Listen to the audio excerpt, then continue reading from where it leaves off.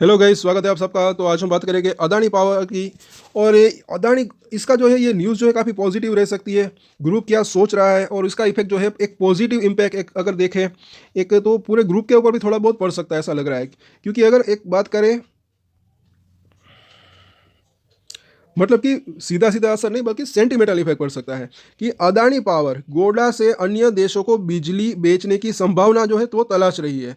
अभी वो बांग्लादेश से वहाँ पर बिजली बेच रहे हैं, लेकिन वहाँ पर वो पैसे मतलब कि बकाया है और वो सब अभी चल रहा है। तो जो बची हुई बिजली है वो अन्य जगह के ऊपर बेच रहे जो है वो बेच सकते हैं, और एक ऐसा होता है तो अच्छा रह सकता है उनके लिए।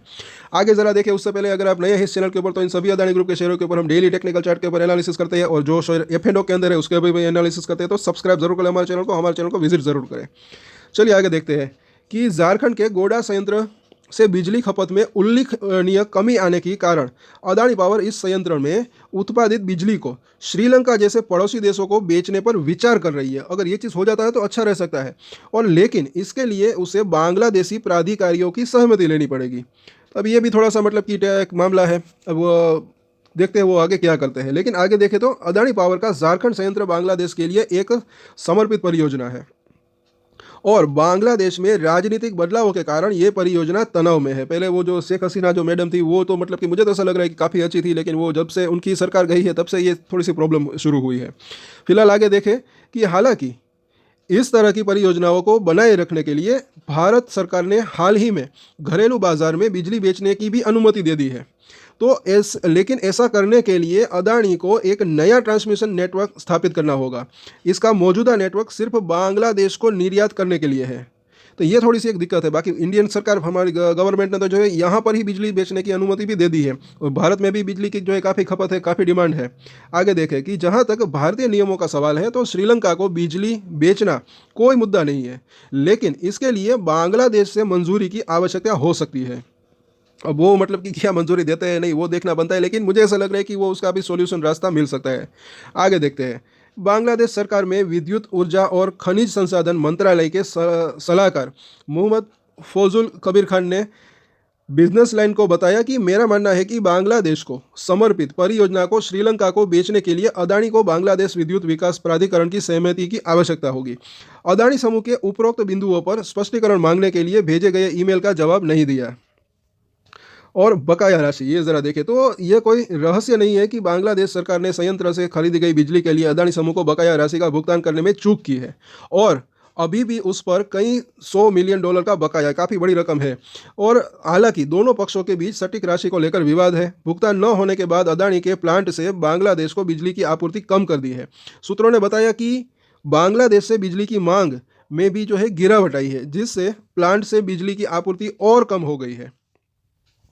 तो ऐसा में मतलब कि दूसरों को बेचे तो इसमें दिक्कत क्या है? अगर वो हो जाता है तो काफ़ी बढ़िया रह सकता है। आगे देखते हैं कि अदानी समूह के सूत्रों के अनुसार वह इस संयंत्र से उत्पादित बिजली को घरेलू स्तर पर और श्रीलंका जैसे पड़ोसी देशों को बेचने की योजना बना रहा है। वह अतिरिक्त बिजली को भारतीय ऊर्जा एक्सचेंज में बेच सकता है। बिजली मंत्रालय से जुड़े सूत्रों ने बताया कि भारतीय नियमों के तहत इस परियोजना से श्रीलंका को बिजली बेचना कोई मुद्दा नहीं हो सकता, क्योंकि निर्यात के लिए परियोजना को SEZ में होना जरूरी है। गोडा बिजली संयंत्र के परिसर को SEZ नामित किया गया है ऑलरेडी, तो वो तो कुछ मुद्दा नहीं है। बस ये बांग्लादेश से मतलब कि वो मंजूरी मिल जाए फिर अच्छा रह सकता है। आगे देखें तो 2 × 800 मेगावाट क्षमता वाला गोडा संयंत्र जून 2023 में जो चालू किया गया था, और 2017 में हस्ताक्षरित PPA की शर्तों के तहत 1496 मेगावाट शुद्ध क्षमता बिजली की आपूर्ति की जानी थी।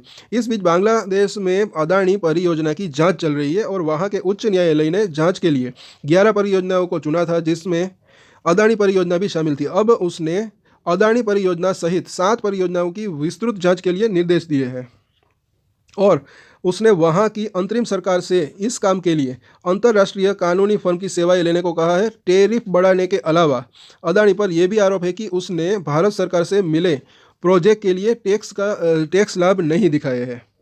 तो ये मतलब कि उनका मानना है ऐसा। तो ओवरऑल अगर देखा तो देखिए ये चीज़ काफ़ी पॉजिटिव दिख रही है, और मुझे ऐसा लग रहा है कि अदानी ग्रुप की अगर बात करें तो वो कहीं ना कहीं उसका रास्ता जो है वो ढूंढ सकता है। या तो इंडिया के अंदर वो जो बिजली अभी है, मतलब कि जो ज़्यादा बिजली जो वहाँ पर नहीं बेचते हैं बांग्लादेश को, क्योंकि वहाँ पर खपत जो है वो थोड़ी सी कम हो गई है, तो वो बिजली या तो इंडिया के अंदर बेच देते हैं या फिर श्रीलंका को बेचते हैं तो अच्छा ही रह सकता है। उससे मुझे ऐसा लग रहा है कि उसका जो कि रेवेन्यू और प्रॉफिट जो है वो बढ़ने की संभावना रह सकती है, खास करके जो नुकसान होने की संभावना है वो कम हो सकती है और रेवेन्यू और प्रॉफिट बढ़ सकता है, ऐसा लग रहा है। तो अगर ओवरऑल ये चीज़ हो जाती है तो अच्छा ही यहाँ पर रह सकता है। आगे और भी इसके ऊपर कुछ अपडेट्स आएगी तो वो भी हम जो है बात करेंगे, और कुछ शेयरों के ऊपर भी चर्चा की है, और अदानी पावर की भी हमने बात की है, तो वो भी आप ज़रूर देखें टेक्निकल चार्ट के ऊपर। सपोर्ट और रेजिस्टेंस खास करके देख लें, जो कि काफ़ी यूजफुल रह सकते हैं, और अदानी पावर लॉन्ग टर्म में अच्छा रह सकता है, लेकिन शॉर्ट टर्म में वॉलेटिलिटी रह सकती है, ऐसा मुझे लग रहा है। सो आज के वीडियो में इतना ही, और एक स्टैंडर्ड डिस्क्लेमर जो कि मैं हमेशा देता हूँ, आप कोई भी ट्रेड ले उससे पहले अपनी रिसर्च करें, अपने फाइनेंशियल एडवाइजर की सलाह ले, उसके बाद ही कोई डिसीजन ले, और डिसीजन ले तो उसकी जिम्मेदारी मेच्योरिटी के साथ खुद ही ले। ये वीडियो मैंने एजुकेशन पर्पस के लिए बनाई, मेरी तरफ से कोई भी बाय या सेल की रिकमेंडेशन नहीं है। Thank you.